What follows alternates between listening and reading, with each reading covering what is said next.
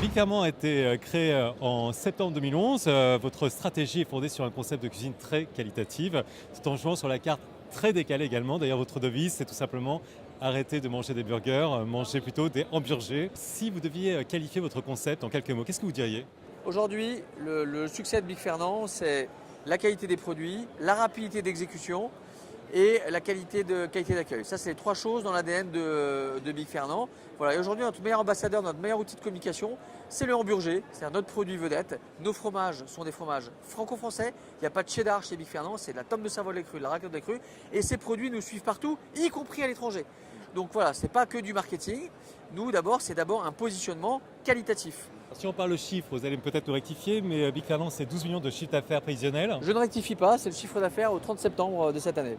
Vous êtes également ouvert sur 11 restaurants en France. Exact, le chiffre est bon, 11, dont 2 à l'étranger. Vous avez pensé votre société en termes de franchise.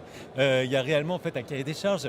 Alors, il y a effectivement un cahier des charges. Quand on veut commencer à dupliquer son concept, il faut que ça soit carré. Donc, pour que ça soit carré, il faut qu'il y ait des process.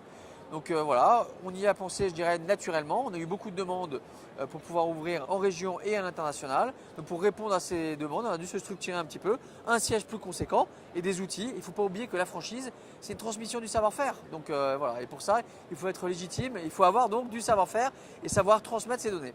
Quelle est justement la part d'autonomie réservée aux franchisés, aux futurs franchisés? C'est une part d'autonomie légale, c'est-à-dire que tout est contractuel chez nous. Pour que ça fonctionne, il faut dupliquer notre savoir-faire, d'accord, et pas s'écarter de ce cahier des charges. Après, il y a des choses qui sont des choses régionales, voire internationales.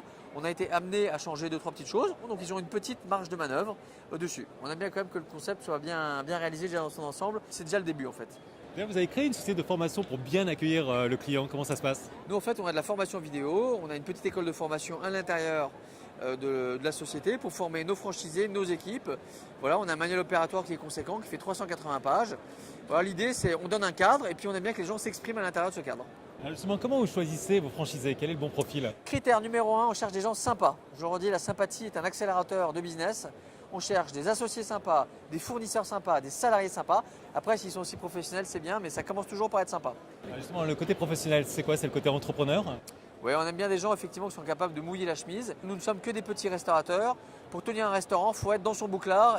Et je dirais qu'un entrepreneur a plus envie de tenir les manettes qu'un investisseur. Donc le profil numéro 1, ce sont des entrepreneurs en devenir ou des entrepreneurs déjà existants. Quelle est justement l'attente d'un partenaire bancaire? Alors nous aujourd'hui, l'idée d'un partenaire bancaire, c'est d'abord quelqu'un qui comprenne notre métier.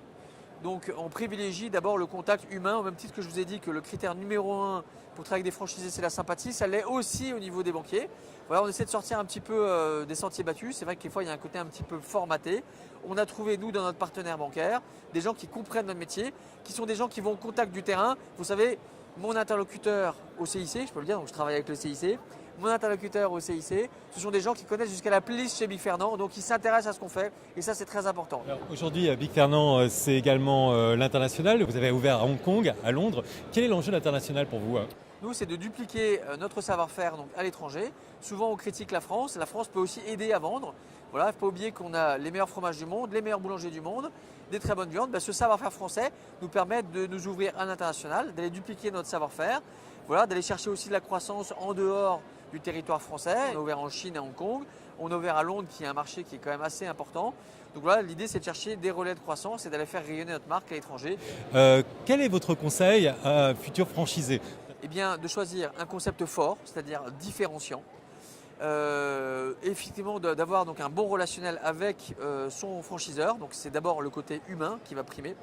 Et la deuxième des choses, il faut pouvoir accepter les opportunités de la franchise et les contraintes. Il y a des intérêts convergents et divergents dans une relation franchisé-franchiseur. Il faut dès le début l'accepter. Je suis mon propre chef d'entreprise, mais j'évolue dans un carcan.